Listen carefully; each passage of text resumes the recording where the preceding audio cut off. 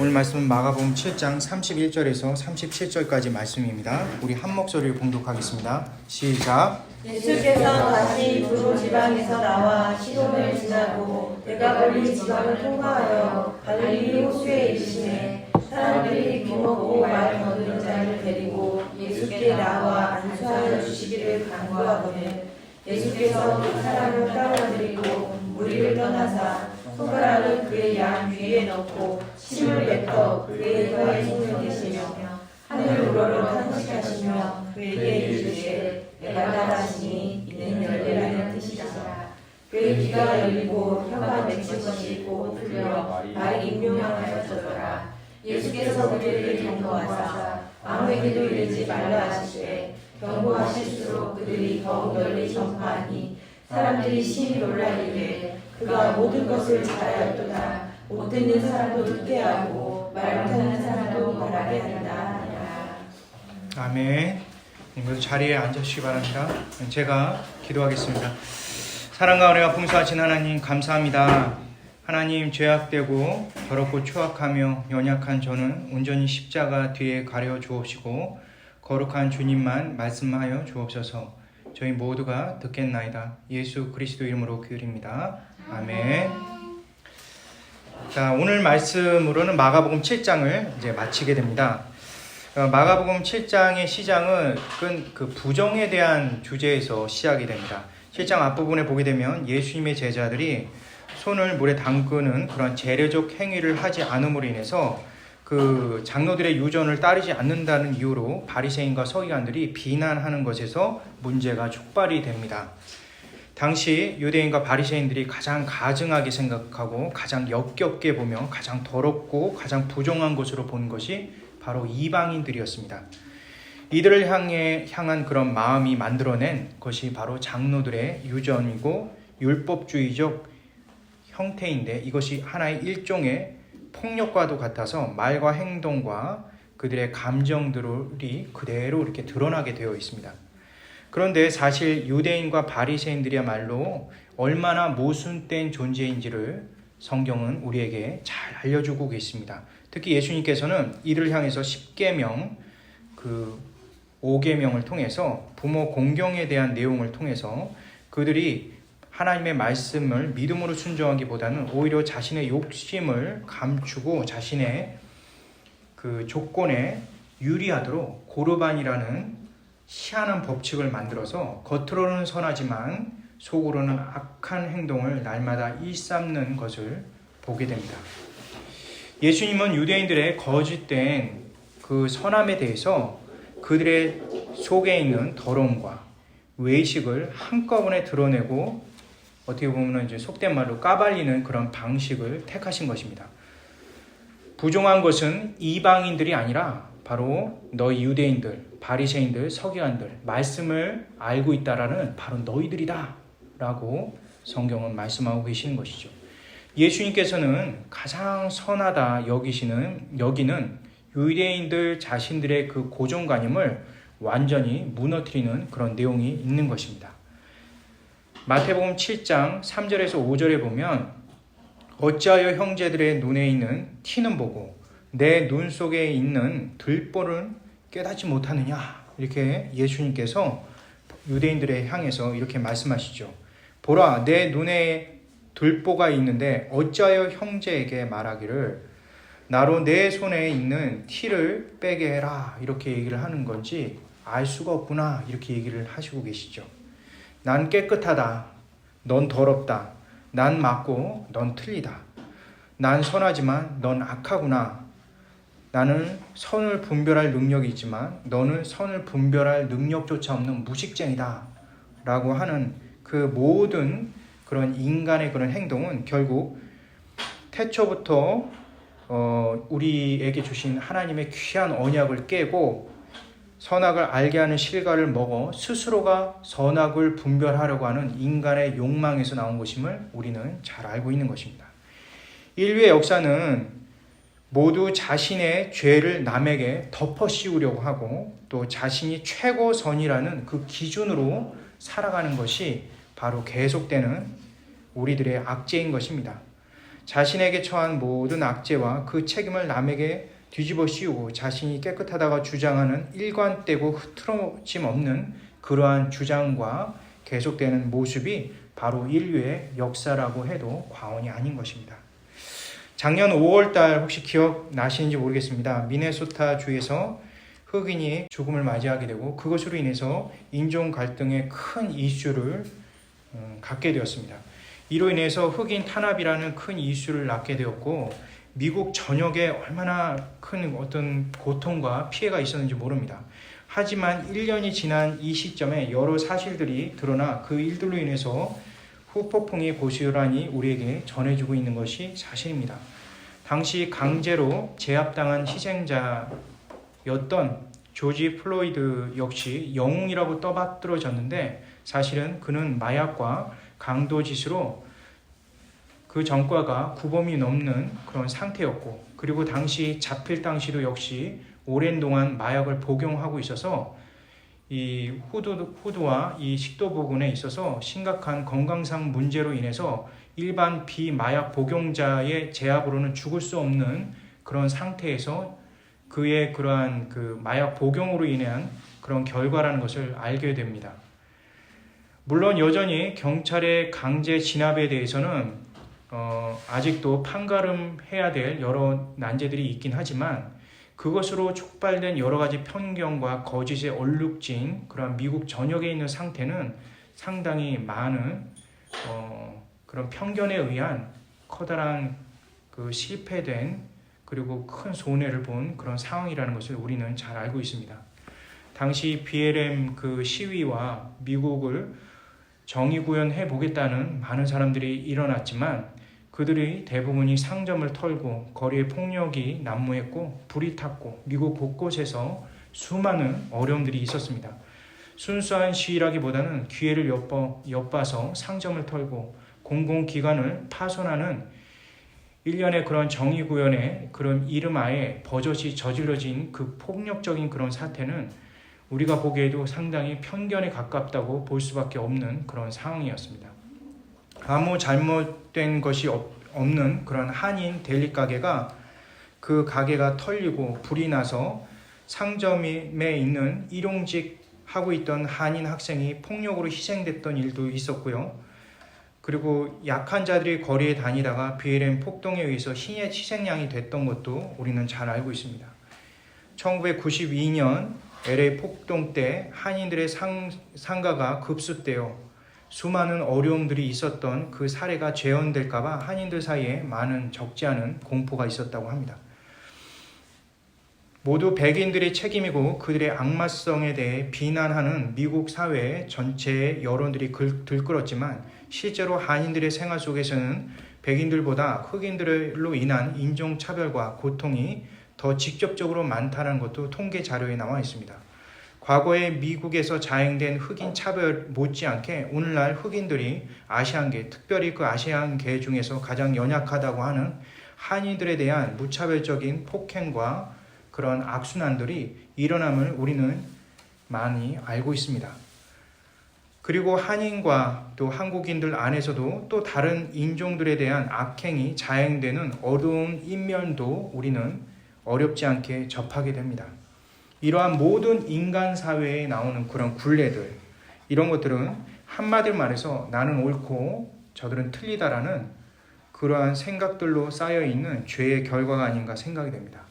바로 이러한 부분에 대해서 마치 우리에게 정확하게 우리 상태를 보여주고 있는 것이 바로 마가복음 7장의 말씀이고 이러한 것에 대한 해결안이 과연 무엇인지를 보여주고 있는 것 또한 오늘의 말씀인 것입니다.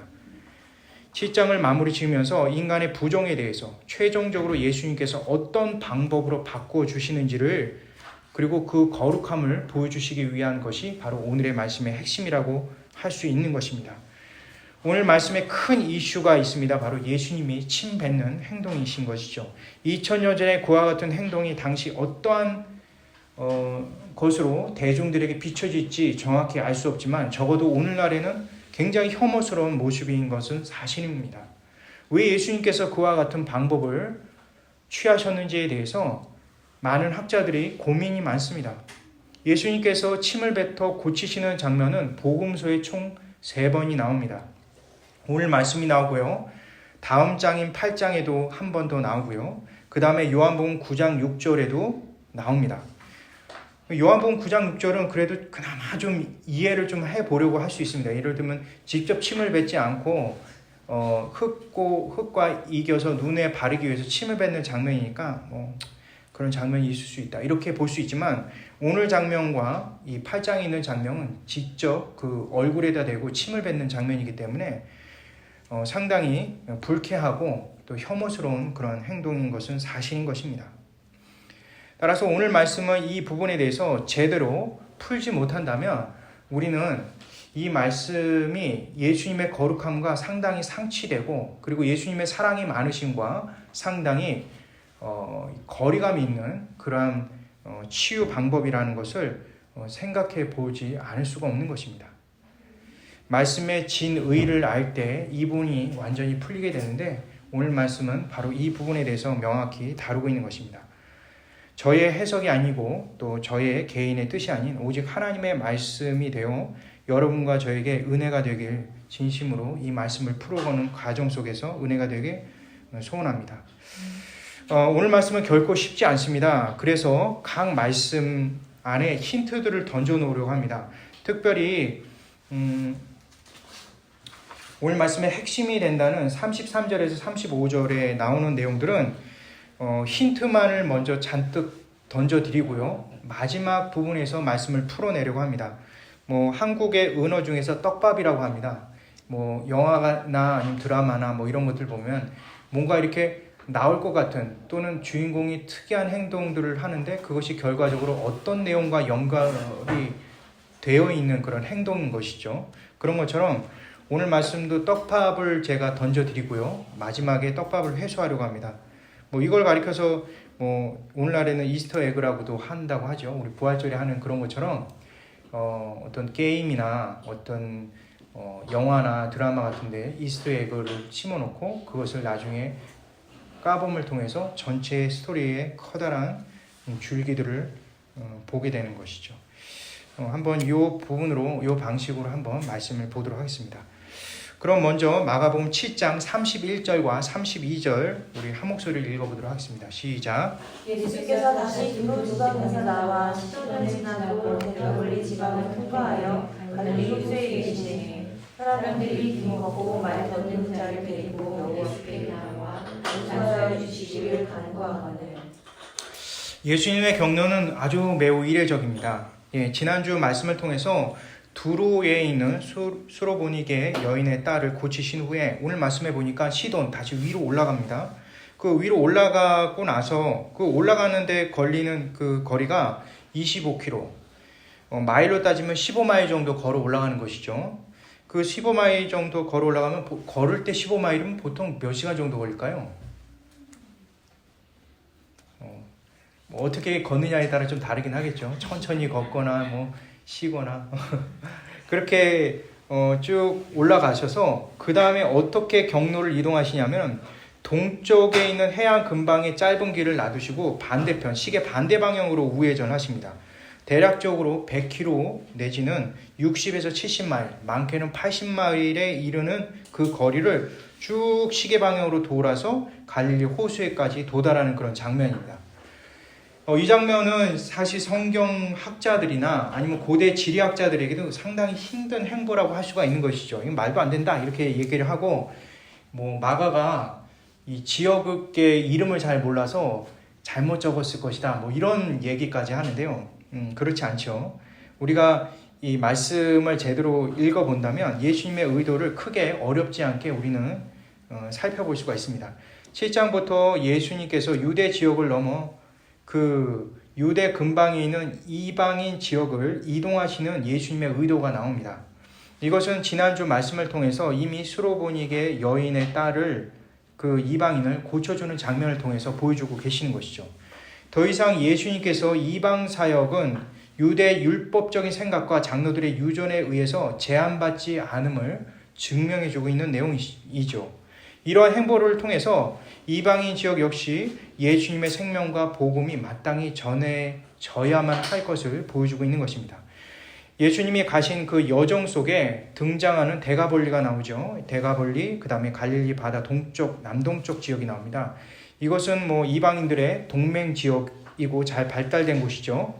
우리가 잘 알듯이 데가볼리는 마가복음 5장에 보면 거라사 군대 귀신 들린 자가 귀신이 쫓겨나고 나서 정말 예수님께 감사하는 그 마음을 갖고서 따라가려고 했을 때 예수님께서 이와 같은 그 역사를 전하라고, 그러니까 다른 거는 다 이렇게 못 전하게 하면서 그에게는 전하라고 직접 얘기하시거든요.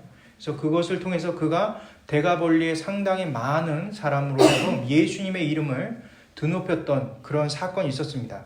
따라서 예수님이 이미 그곳에 갔을 때 역시 이방인들이 예수님을 잘 알았을 뿐만 아니라 예수님께서 보여주시는 그 기적 같은 것에 대해서 많은 기대를 갖고 있을 가능성이 분명히 있죠. 오늘 말씀에 보면 귀 먹고 말 더듬는 자가 나옵니다. 물론 귀 먹은 것에 대한 구절들을 보면 구약의 대표적인 구절이 이사야 53장이 나오고 그 다음에 이사야 29장이 나옵니다. 이 말씀들을 우리가 이렇게 종합해 보면 이방인들의 구원에 가까움을 보여주고 또 완성된 이스라엘을 보여주기 위한 장면이 귀 먹은 자가 귀가 고쳐지는 그런 장면이 나오죠. 그런데 오늘 독특한 부분이 있는데 바로 말 더듬는 자라는 내용이 나옵니다. 그러니까 이게 귀 먹은 자에다가 플러스 말 더듬는 것까지 하는 것이죠. 우리가 귀 먹다라는 것이 히라브로 쿠포스라는 단어를 썼는데 사실 이 쿠포스라는 이 단어 자체가 귀 먹고 말 더듬는 것을 모두 포괄하는 단어이거든요. 그런데 굳이 뒤에 또 이 말 더듬는다는 무길랄로스라는 단어를 또 한 번 집어넣었어요. 이건 뭐냐면 구조상 완벽하게 말을 할 수 없는 사람을 말하는 거예요. 보통 귀가 들리지 않는 사람들이 있지 않습니까? 그런 사람들이 말을 못하는 경우가 있어요. 특히 선천적으로 귀가 안 들리는 사람들은. 근데 오늘날 보면 이렇게 목에다가 손을 넣고 음성을 통해서 말을 이렇게 하는 그런 친구들이 있습니다. 제가 옛날에 아주 전에 그 강남교회라는 곳에서 사역을 했을 때인데 거기에 이렇게 장애인들 사역을 했었는데 거기에 보게 되면 나올 때부터 귀가 청각 장애 아이가 있는데 그 아이는 말을 합니다. 물론 이제 우리처럼 말을 하진 않아요. 정확하진 않지만 그래도 의사소통이 가능합니다. 근데 그런 것들이 있는 아이들이 있는가 하면요, 귀도 안 된 데다가 선천적으로 이 자체가 완전히 없는 거죠. 이 음성 자체가 불가능한 거예요. 그래서 기껏해야 소리 지르는 거는 이제 굉음, 짐승의 소리 같은 그런 소리밖에 낼 수가 없는 거예요.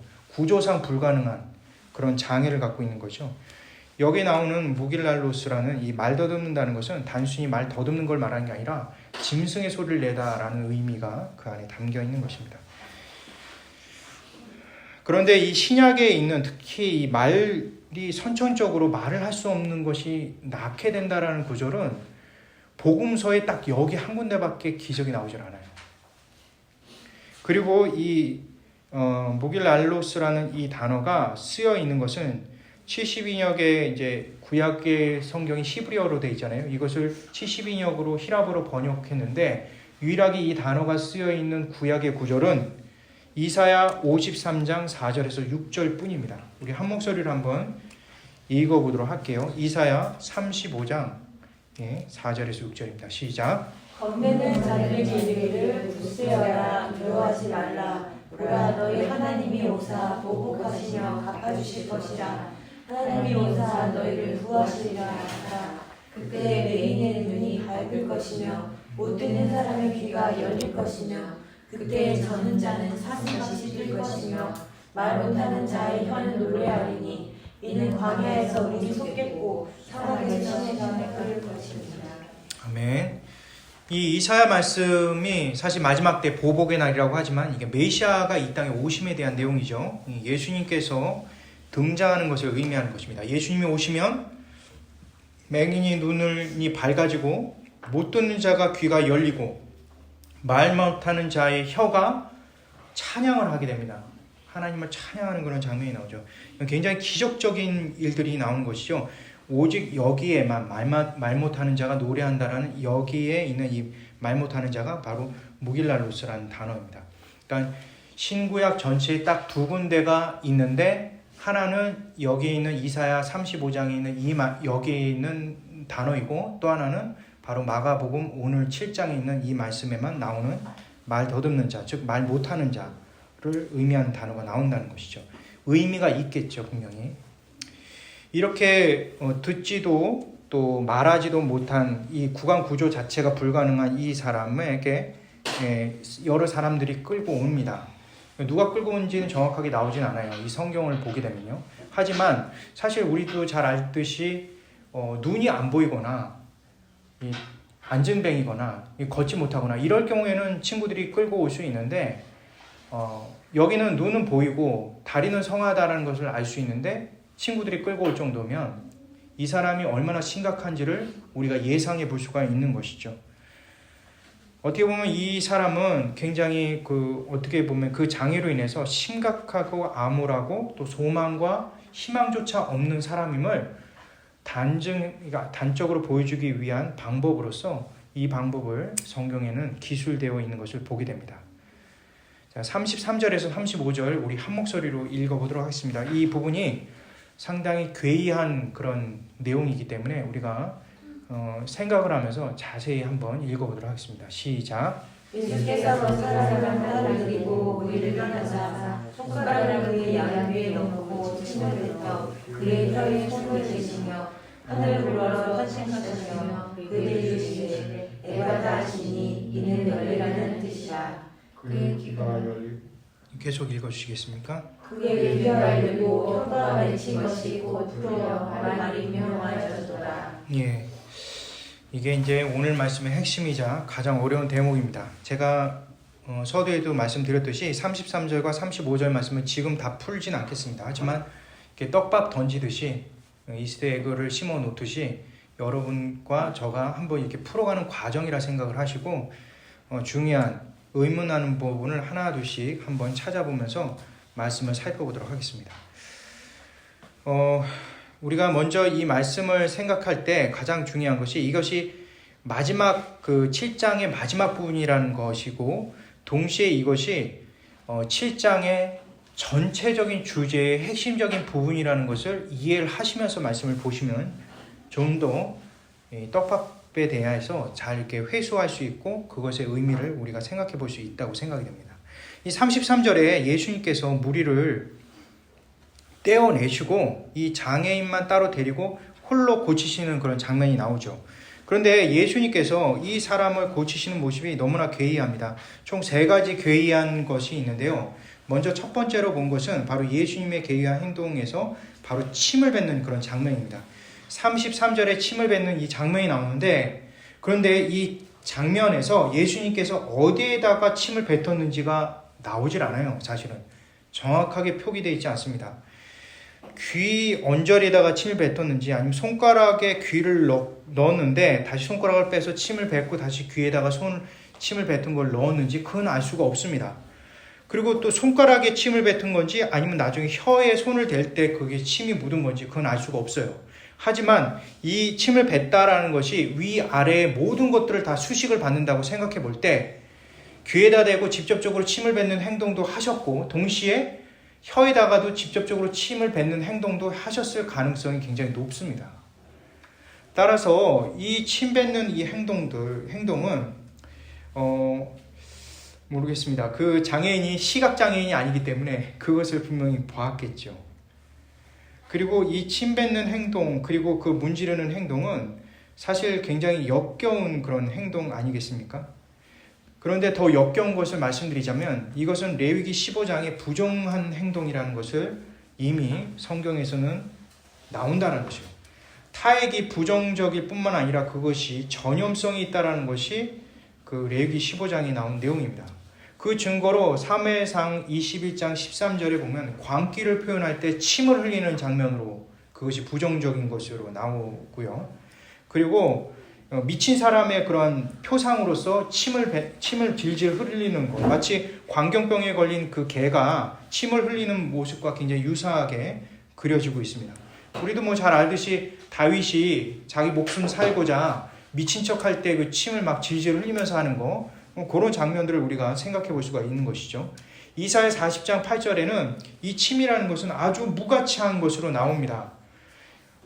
당시 뭐 여러 고대 다른 곳에서는 왕의 침이나 또는 신적 존재의 침이 영생을 일으키는 어떤 불로의 그런 영약이다라고 하는 그런 지방도 있어요. 그런 고대 사회도 있고, 그리고 당시 가나안 지역에서도 그러한 미신 같은 것들이 있었지만 성경은 그것을 정확하게 부정합니다. 이건 아니야, 이건 더러운 거야 라고 이렇게 얘기를 하고 있는 것이죠.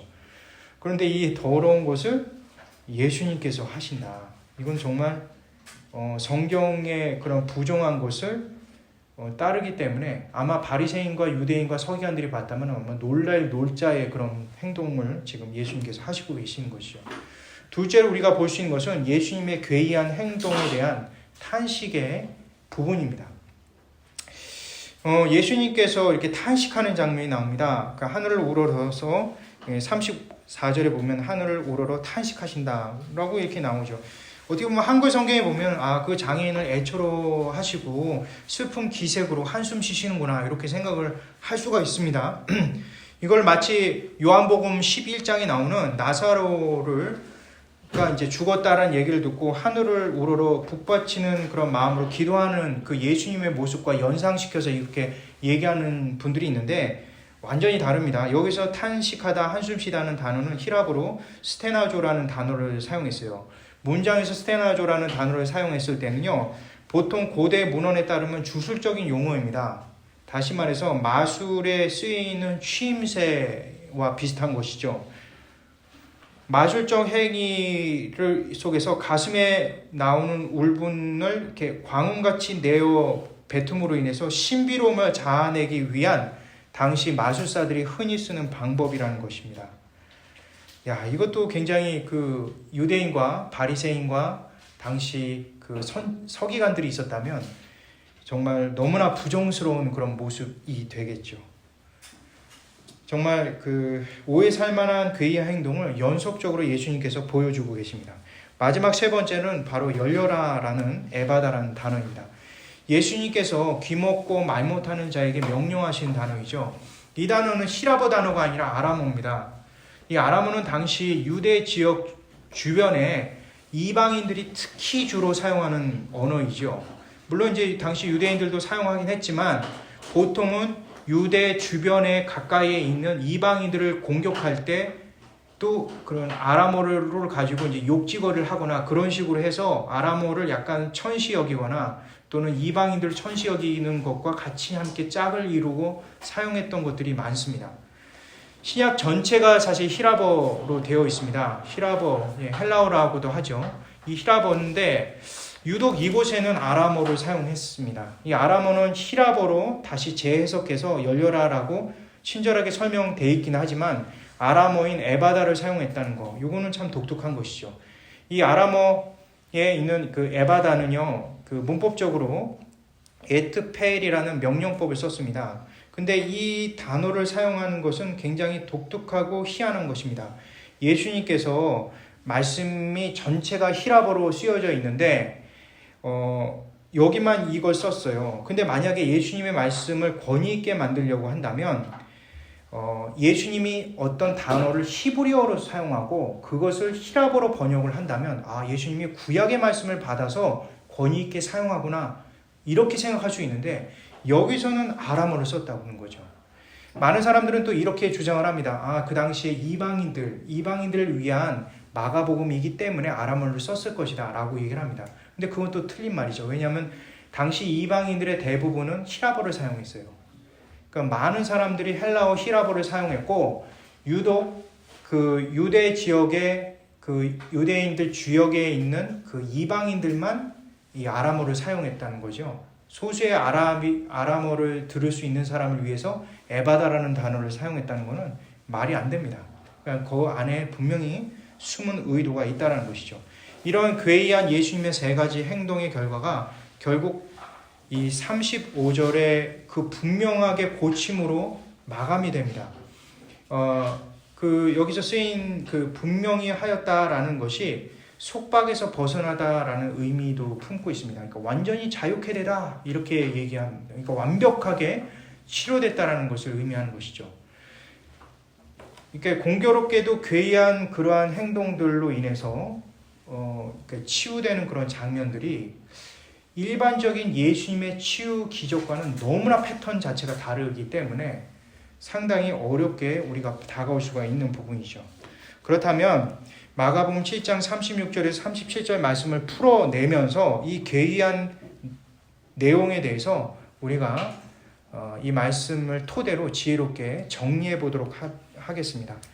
마가복음 7장 36절에서 37절 우리 한 목소리를 읽겠습니다. 시작. 예수께서 너희에게 경고하사 아무에게 이르지 말라 하시되 경고하실수록 그들이 더욱 널리 전파하니 사람들이 심히 놀라 이르되 그가 모든 것을 잘 알거니와 못 듣는 사람을 듣게 하려고 말 못하는 사람도 말하려니라. 예수님께서 36절에 고치심을 받은 사람들뿐만 아니라 그를 데려온 자에게도 경고를 하죠. 절대로 아무에게도 이 말을 하지 마라, 이 기적을 말하지 말라 이렇게 얘기합니다. 이거는 뭐 당시 대중들에게 여태까지 예수님이 고쳐주실 때 늘 유대인들에게 했던 동일한 그 말씀을 하고 계시는 것이죠. 예수님의 기적이 예수님의 인격과 사역을 담기보다는 예수님의 기적만 맞추고 있는 그 일반 사람들이 가지고 있는 편협한 생각들을 이미 간파하시고 하시는 내용이죠. 그로 인해서 단순히 호기심의 가중과 예수님을 알지도 못하고 영웅시하는 그런 행동들, 그러한 것이 모두 복음에 미칠 수 있는 악영향이기 때문에 이미 제거하기 위해서 예수님이 경고하신 것이죠. 예수님께서 유일하게 전하라고 하신 것은 그 데가볼리 사건, 그 마가복음 5장에 있는 군대 귀신 들린 자에게만 유일하게 전하라고 했고 그 뒤로는 다 이렇게 전하지 못하도록 막았습니다. 그럼에도 불구하고 엄청나게 퍼지죠. 엄청나게 퍼져서 막 더욱 널리 전파가 됩니다. 그 전파되는 그 소식이 이방 지역뿐만 아니라 유대 사회까지도 아마 퍼졌을 것으로 예상이 됩니다. 이 정도의 그 극단적인 언어를 쓰고 있거든요.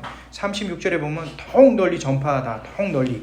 그 다음에 37절의 그 앞부분에 보게 되면 사람들이 심히 놀라다. 이게 완전 극도로 최상급의 그 극한의 것을 계속적으로 연달아 사용하심을 통해서 예수님의 기적 베푸심이 그 당시에 어느 정도로 큰 반향을 이루었는지를 보여주고 있는 것이죠. 뭐 앞에서도 잠깐 설명드렸지만 귀먹은 사람이 치료되고 그 다음에 눈먼 사람이 낫게 되고 이 절름발이가 걷게 되고 하는 일들은 구약에서도 있어 왔던 일들이 기적 중에 하나입니다. 물론 예수님만큼 그렇게 완벽하게 그런 기적이 일어나는 것은 없지요. 하지만 적어도 구약 전체에서 태생적으로 말을 할 수 없는 구조를 갖고 있는 사람이 말을 하게 되는 것은 오직 한 곳인 바로 여기뿐인 것입니다. 따라서 이 소문이 당연히 막 너무나 이렇게 많이 퍼졌겠죠. 이것으로 인해서 막 히어로 영화나 아니면 영웅 같은 그런 판타지 소설을 읽은 사람에게는 기껏해야 말 못하는 사람이 말하는 게 뭐가 그렇게 대단한 거야 라고 생각할지 몰라도 이 기적만큼은 당시에 엄청나게 크게 반영된 기적이라는 것을 우리는 알 수가 있는 것입니다. 우리는 현실적으로 살아가죠. 현실 속에는 이건 기적입니다. 우린 나약하고 이거 절대 고쳐질 수 없는 것이죠. 인간이 할 수 없는 것, 그것을 이제 의미하는 거죠. 우리가 이제 수많은 아픔도 겪지 않습니까? 많은 아픔들이 있습니다. 그 아픔의 원인조차 모르는 경우가 허다합니다. 현대의학과 현대과학으로 증명이 안 되는 게 많아요. 그래서 늘 가면은 과민 반응이다, 식사가 문제다, 잠을 덜 자서 그렇다, 편하게 마음 가져라, 심리치료를 해라, 이런 얘기를 숱하게 많이 봅니다. 저도 몸이 너무나 이제 쑤시고 힘들고 어려울 때 이렇게 병원에 가면 하는 얘기가 비슷합니다. 너무 과민해서 그래요. 식사가 문제가 있어요. 이렇게 하면서 여러 가지 이유를 갖다 대는데 그들 스스로도 그 답을 찾을 수 없는 것을 우리가 알 수가 있는 것이죠. 그런데 오늘 말씀에 놀라운 기적을 바라보는 사람들의 그러한 범상치 않음에 대해서 우리가 이제 발견할 수가 있는데, 여기에 보게 되면 특별히 우리가 37절에 보면 그가 모든 것을 잘하였다라는 내용이 나옵니다. 이 문장 굉장히 중요한 문장입니다. 예, 사람들이 얘기를 하는 거죠. 그는 누굴 말합니까? 예수님이죠. 예수님 그분이 모든 것을 잘하였다 이렇게 얘기를 합니다. 근데 이게 히라버로 칼로스 판타 펜포이에켄이라는 단어를 썼어요. 근데 이 문장은 좀 더 정확하게 제가 직역을 한번 해보겠습니다. 그 직역한 것은 그분이 모든 것을 잘 완벽히 지으셨다로 해야 정확한 직역입니다. 자, 여기에 보면 폼페이켄이라는 단어를 썼는데 이 폼페이켄이라는 단어는 이게 창세기 1장에 나오는 창조하다라는 FOESN과 동일한 의미를 갖고 있는 창조 행위를 의미하는 겁니다. 자, 따라서 이 말씀의 문장만을 가지고 우리가 생각을 해본다면 창세기 1장 32절에 나온 내용, 그 내용을 지금 여기에서 그대로 인용하고 있다고 보는 것이 정확한 내용인 것입니다. 자, 그렇다면 창세기 1장 31절 우리 한 목소리로 읽어보도록 하겠습니다. 시작. 하나님이 지으신 그 모든 것을 보시니 보시기에 심히 좋았더라. 저녁이 되고 아침이 되니 여섯째 날이라. 하나님 그분이 모든 것을 완벽하게 지으시고 나서 자신을 향해서 감탄으로 얘기를 하신 겁니다. 야, 이 지은 모든 것이 너무나 선하구나. 토부, 너무나 선하고 너무나 아름답다. 너무 완벽하잖아. 이렇게 얘기를 하시는 거죠. 그런데 오늘 말씀에는 보면은 예수님을 향해서 예수님을 전혀 알 수 없는, 예수님을 메시아로 알 수 있는 지식조차도 없는, 구약 성경을 한 번도 보지 못하는 자의 입에서 하나님께서 이 모든 것을 아름답게 나는 창조했구나라고 스스로가 감탄하는 그 동일한 문장을 여기서 이방인의 목소리로 동일하게 고백된다는 것은 굉장히 중요한 부분이라고 할 수 있습니다. 오늘 말씀에서 마가복음 7장 37절과 그리고 창세기 1장 31절 이것은 누가 봐도 연결되어 있는 두 내용인 것이죠. 이방인들의 입에서 성경을 그 전체를 알지 못하는 자들의 입에서 증명되는 것입니다. 사실 이런 증명은 성경의 곳곳에 등장합니다. 요나서 1장에도 보게 되면 요나가 하나님의 명령을 어기고 니느웨로 가지 않고 다시스로 배를 갈아타는 그런 장면이 나오죠. 거기서 보면 하나님의 진노로 인해서 다시스에 가는 배가 좌초되는 그런 순간이 나옵니다. 그때 요나를 발견한 사람들이 이방인들이죠. 그들이 하는 그러한 고백들과 그 말들, 그리고 요나에게 꾸지람했던 그 모든 것들은 야, 이거는 하나님을 아는 이스라엘 사람이 아니고서는 고백할 수 없는, 그리고 요나를 책망할 수 없는 그런 말이다라고 생각되는 그것을 이방인의 목소리를 통해서 바로 하나님의 사자이고 선지자인 요나를 지금 질타하는 그런 내용이 요나서 1장에 고스란히 나오게 됩니다. 마태복음 3장 9절 제가 한번 읽어볼까요? 속으로 아브라함이 우리의 조상이라 생각하지 말라. 내가 너희에게 이르노니 하나님이 능히 이 돌들로도 아브라함의 자손이 되게 하리라. 예. 하나님의 그러니까 하나님의 백성 과연 누구냐라는 그런 질문에서 하나님께서 하나님의 백성은 바로 하나님을 하나님으로 고백한 자인 거예요. 그냥 이스라엘이고 혈통적 아브라함의 조상이 하나님의 백성이 되는 것이 아니라 이 돌들로 하여금 아브라함의 자손이 될 수 있을 정도의 고백이 이루어질 수도 있다는 거죠. 이 무가치한 돌인데도 불구하고. 그러니까 하나님의 백성이 되는 것, 그것은 일반적인 어떤 혈통과 육정으로 나는 것이 아니라 바로 고백에 의한 것이라는 것을 이 말씀 보여주듯이 결국 하나님을 창조주로 고백하는 그것이야말로 바로 예수 그리스도를 구주로 영접할 수 있는 중요한 부분이라는 것을 우리에게 알려주는 것입니다. 예수님의 그런 기적이 창조주 하나님의 능력의 그런 고백이 되는 것입니다. 동시에 예수님의 기적은 바로 창조주의 기적이며 창조의 회복이라는 것을 알려주는 것이죠. 완전히 듣지 못한 자, 그리고 완전히 말할 수 없는 자가 창세기 때 아담을 완벽하게 들리게 하고 완벽하게 말하는 존재로 창조하신 그 창조대로 다시 회복을 하는 그 장면이 바로 여기 고백을 통해서 우리가 확신해 볼 수가 있는 것이죠. 자, 그렇다면 지금부터 떡밥 해수를 들어가도록 하겠습니다. 오늘 말씀은 상당히 어려운 말씀이기 때문에 두 개를 비교하면서 말씀을 살펴볼 필요가 있습니다. 오늘 말씀이 7장 31절부터 37절 말씀은 사실은 마가복음에 있는 8장 22절부터 26절과 굉장히 유사합니다. 따라서 아마 마가복음 8장에 넘어가서 22절부터 26절까지 말씀을 우리가 살펴보면서 오늘 이 말씀을 우리가 이해를 할 수 있는 중요한 그런 역할을 담당할 수 있다고 좀 생각이 됩니다.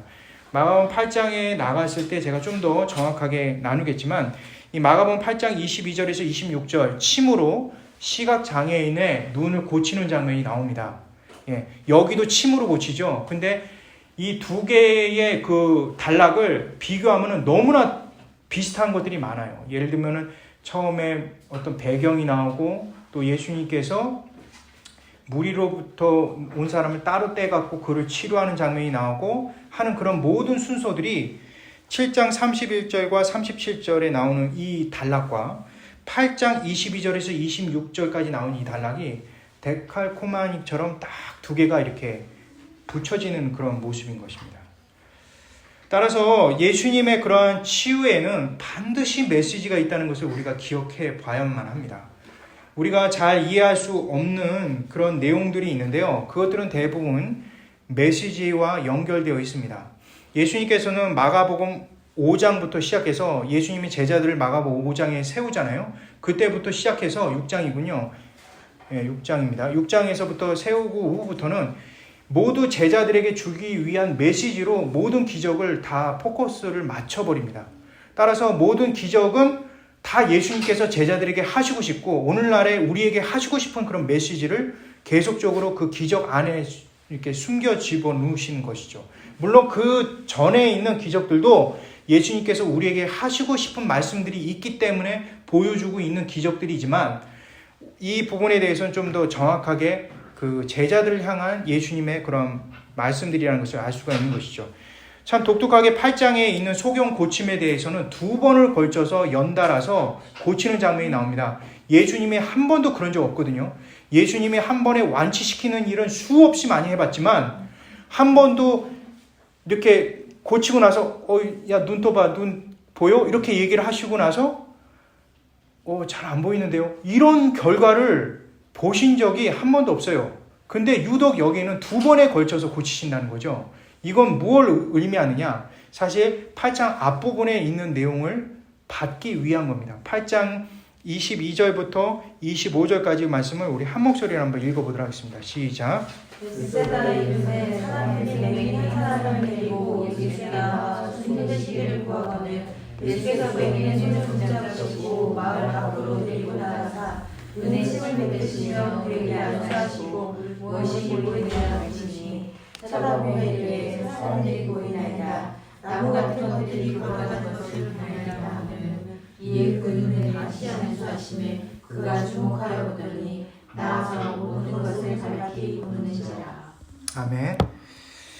이 말씀에서 이 말씀 바로 앞부분에 무엇이 나오냐면 칠병이어의 기적이 나옵니다. 물론 7개의 떡과 그리고 2-3개의 그 물고기를 통해서 당시 이방인들 남자만 4,000명을 먹이는 일이 있죠. 근데 그 4,000명을 먹이는 그런 장면 속에서 마치 그 앞에 있는 그 오병이어의 기적 있지 않습니까? 유대인들을 5,000명, 남자만 5,000명을 먹이는 그 장면과 굉장히 유사한 장면이 나옵니다. 그 남자만 5,000명을 그 물고기 2마리와 떡 5개로 그들을 배불리 먹고 12광지를 남기는 그 장면 속에 제자들은 믿음으로 예수님의 그런 기적을 바라보지 못해요. 전혀. 그래서 엉뚱한 소리 하거든요. 근데 오늘도 또 똑같이 이 8장에 보면 그 당시를 이제 회상한다면 8장에도 똑같이 이방인들에게 수많은 이방인들을 먹이시는 장면 속에서도 여전히 제자들의 믿음 없는 그런 모습을 보게 됩니다. 그리고 나서 예수님께서 어떤 교훈을 주기 위해서 헤롯과 이런 사람들의 그러한 누르고 조심하라 이렇게 얘기하니까 이 내가 떡 안 갖고 온 거 갖고 지금 우리한테 좀 이렇게 야단치시는구나 이렇게 여기는 거죠. 이런 것은 마치 예수님께서 수도 없는 기적 속에서도 예수님이 하나님 되심과 그 예수님께서 원하시는 그 복음의 내용을 전혀 캐치하지 못하는 그 제자들의 모습을 반영해 주기 위해서 일부러 예수님께서 한 번에 고칠 수 있음에도 불구하고 두 번을 나눠서 고치는 그런 장면이 나오는 것이죠. 여기서 첫 번째 이가 25절에 보니까 눈을 안수했는데 24절이군요. 쳐다보고 이르되 사람들이 보이나이다. 나무와 같은 것이 걸어간다. 그러니까 뚜렷하게 보이지 않는다는 거죠. 길다란 게 뭔가 이렇게 나무 같은 것들이 걸어가는 그런 장면처럼 보인다는 것이죠. 이 얘기는 뭘 의미합니까?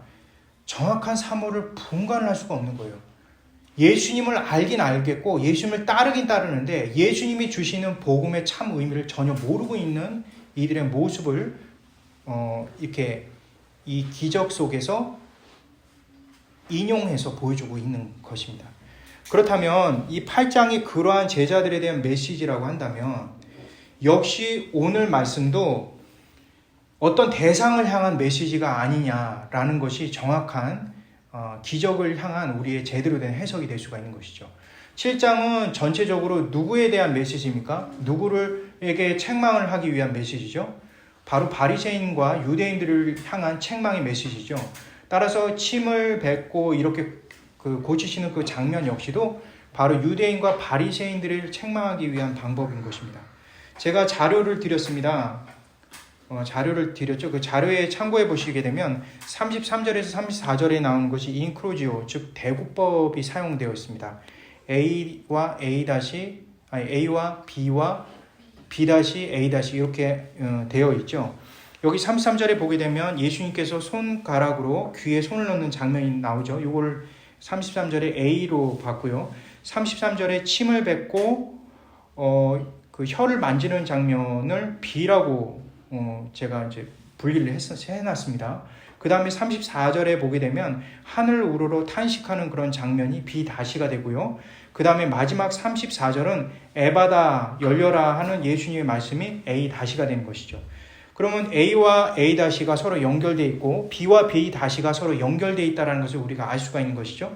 A와 A-는 처음 귀에 손을 넣는 그런 장면과 마지막에 에바다라고 외치시면서 고치시는 장면과 연결되어 있다고 한다면 B와 B-는 예수님께서 침을 뱉어서 혀를 만지시는 장면과 하늘을 우러러 탄식하시는 그 예수님의 장면이 서로 연결되어 있다는 것을 볼 수가 있습니다. 먼저 B와 B-를 한번 풀어보도록 하겠습니다. 굉장히 괴이한 그런 예수님의 행동인데요. 이거는 앞전에도 나눴듯이 레위기 15장에 나오는 아주 부정적인 행동이죠. 당시 유대인과 바리새인 눈에는 아주 부정적으로 보였을 것입니다. 그리고 하늘을 우러러 탄식하는 이거 역시 감정적인 표현이 아니라 이방인들의 마술적이고 주술적인 행동이라고 했습니다. 이 두 가지의 그러한 행동들, B와 B-의 그런 부정적인 행동들을 바리새인과 유대인들에게 있어서는 상당히 부정적일 수밖에 없는 것인데 그것을 행하신 것이죠. 그런데 예수님께서 하시기 때문에 그것 자체가 거룩하다는 것을 보여주기 위한 것입니다. 일반 사람들에게 있어서 그리고 오늘날 우리에게도 있어서도 더럽고 부정하고 미신에 가까운 이러한 행동들을 예수님이 하셨기 때문에 그것이 거룩해지고 정결해질 수 있다는 것을 우리에게 알려주기 위한 것이죠. 이것은 마가복음 7장 전체의 주제에 있는 부정한 것과 거룩함에 대한 물음을 우리에게 던져주고 있는 것입니다. 그것에 대한 가장 중요한 정점을 찍고 있는 것이 바로 이런 것이죠. 오늘날 봐도 비위생적이고 더럽고 부정한, 그리고 당시에는 율법적이지도 않고 또 장로들의 유전에 따르지 않는 그러한 죄악되고 사탄적인 그러한 행동들을 예수님 스스로가 하심을 통해서 그것이야 내가 했기 때문에 거룩하고 내가 했기 때문에 깨끗하다는 것을 분명히 알려주시는 것이죠. 이것으로 인해서 깨끗함과 거룩함이라는 것은 바로 예수님 자체라는 것을 분명히 우리에게 알려주고 있는 것입니다. 우리가 갖고 있는 상식적인 것, 고정관념들, 율법적인 것, 나 중심적인 그 모든 것은 그것이야말로 부정적이고 더러운 것이고 악한 것임을 상대적으로 우리에게 보여주기 위한 것입니다. 다음으로 살펴볼 것은 A와 A-인데요. 바로 귀먹은 자, 즉 에바다, 귀먹은 자의 손을 집어넣고 또 에바다라고 외치는 그 예수님의 아람어 그 명령에 대한 부분인데요.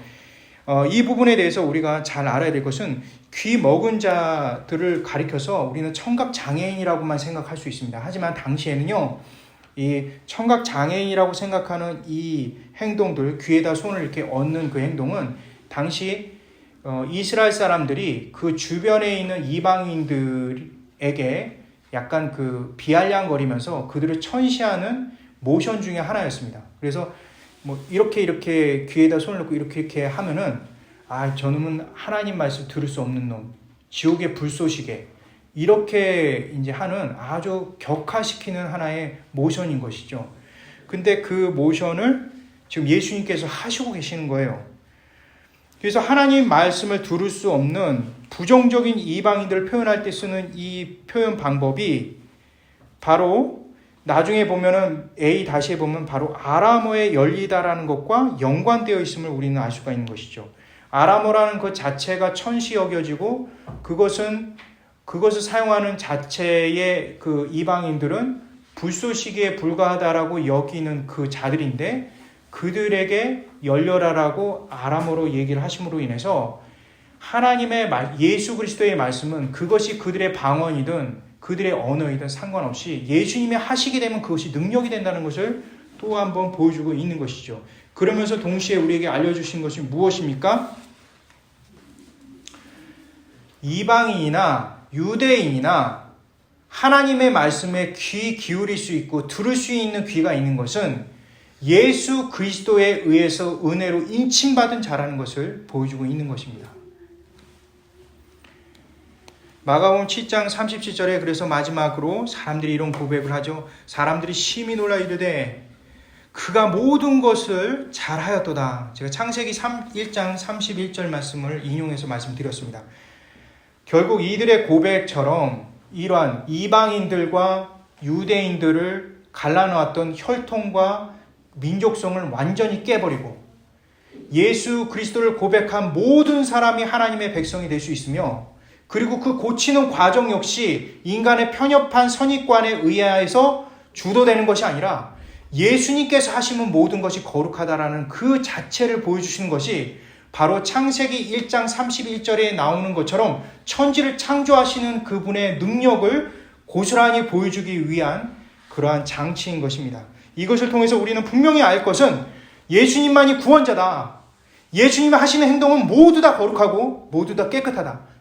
그것과 반대되는 나의 선입감과 나의 더러움과 그리고 내가 교회 오래 다녔음으로 인해서 거룩하다라는 잘못된 생각을 철저히 오늘날에도 우리에게 깨주고 있다는 것을 보여주고 있는 것입니다. 말씀 마치려고 합니다. 오늘 말씀의 핵심은 무엇입니까? 부정적인 것을 거룩하게 깨끗하게 하시는 이는 오직 예수님 한 분뿐이라는 것입니다. 예수님이 하신 모든 것은 선합니다. 비록 저와 여러분의 이해의 범주를 뛰어넘는 정말 도저히 이해할 수 없는 일들을 예수님께서 하시고 그리고 내 인생 속에서 하신다 하더라도 그 모든 것은 완벽하고 거룩하다는 것을 우리는 잊어서는 안 된다는 것입니다. 사도행전 10장 9절에서 10절 말씀이 있는데요. 기니까 14절 말씀만 우리 한 목소리 한번 읽어보도록 하겠습니다. 사도행전 10장 14절 말씀 우리 한 목소리로 읽겠습니다. 죄송합니다. 이거 너무 적은데요. 11절부터 14절까지만 우리 한번 한 목소리 읽겠습니다. 시작. 하늘이 열리며 한 그릇이 내려오는 것을 보니 큰 보자기 같고 네 귀를 메어 땅에 들이오더라. 그 안에는 땅에 있는 각종 네발같은 짐승과 기는 것과 공중에 나는 것들이 있더라. 또 소리가 있으되 베드로야 일어나 잡아라고 하는 베드로가 이르되 주여 불쏘소이다. 손대고 깨끗하지 아니하는 것을 내가 결코 먹지 아니하나이다. 예, 아멘. 자, 우리 한번 보십시오. 이게 어디에 나온 말씀입니까? 이게 사도행전이죠. 예, 성령이 교회를 세우시고 엄청난 능력 가운데 교회에 수많은 사람이 몰려왔던 이 시기임에도 불구하고 여전히 예수님의 뜻을 이해하지 못하고 받들지 못하는 사도 베드로의 그러한 율법주의적이고 잘못된 그런 모습을 우리는 살펴볼 수가 있는 것이죠. 이방인들에 대한 생각이 아직도 그 민족과 자신의 가지고 있는 사고의 틀에서 벗어나지도 못하는 것이죠. 그때 예수님께서 환상 중에 베드로에게 커다란 메시지를 보여주십니다. 하늘로부터 네 규티가 이렇게 매달려 있는 것이 이렇게 내려오는 것이죠. 거기 뭐가 있습니까? 레위기 11장, 젓가락장이라고 하죠. 먹지 못하는 것들이 가득합니다. 그것을 향해서 집어 먹으라고 했을 때 아우 내가 거룩하지 못한 것은 못 먹겠다 이렇게 얘기를 하니까 내가 거룩하게 했다. 내가 너한테 먹으라고 한 게 그게 거룩하지 않다는 거냐 이렇게 얘기를 하시는 것이죠. 사실 이러한 주님의 충고가 있었음에도 불구하고 여전히 교회는 문제를 안고 있었던 거죠. 그 선입관을 버리지 못하니까 결국 사도행전 10장을 넘어가서 12장에 넘어가니까 예수님께서 교회를 치시기 시작하죠. 막 반쪽이 나갑니다. 순교자가 나오죠. 야고보, 예수님의 12제자 중에 수제자라고 여기는 그 3명 중에 한 명이 야고보인데 야고보를 이때 일찌감치 죽여버립니다. 그리고 베드로를 감옥에다 가둬버리죠.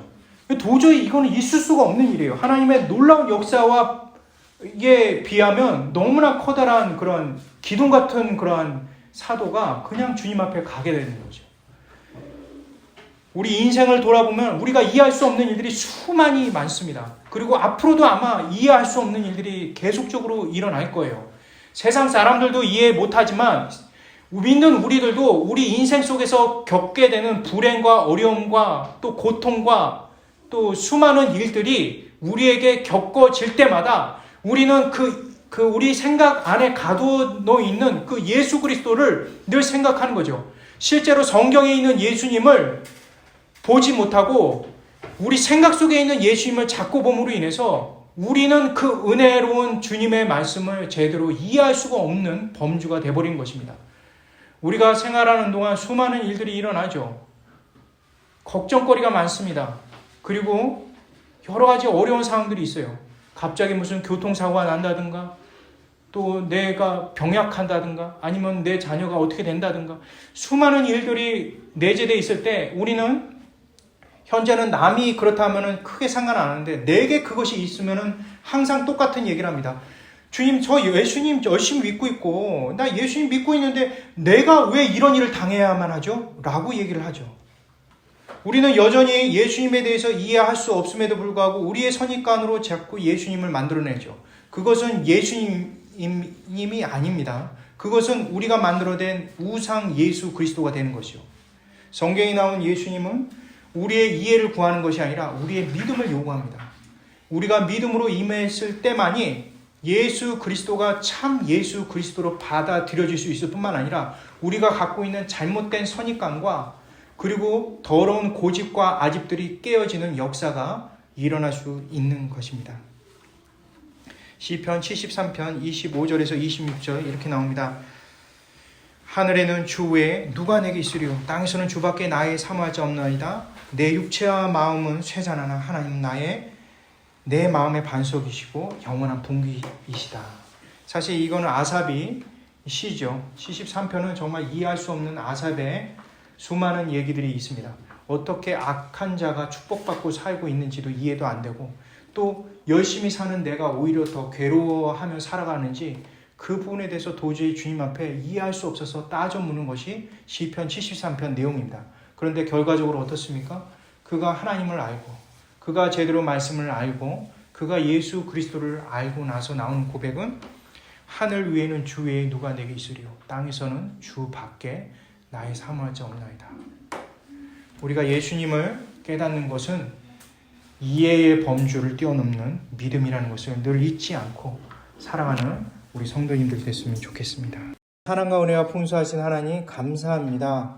하나님 우리의 인생 그리고 말씀에 대한 분명한 지혜를 믿음으로 받게 허락하여 주옵소서. 완벽하게 나를 이끄시고 도와주시는 그 주님에 대한 신뢰를 할 수 있도록 주께서 인도하여 주옵소서. 그래서 수많은 일들이 나에게 닥친다 하더라도 그것을 믿음으로 승리하며 나아갈 수 있게 허락하여 주옵소서.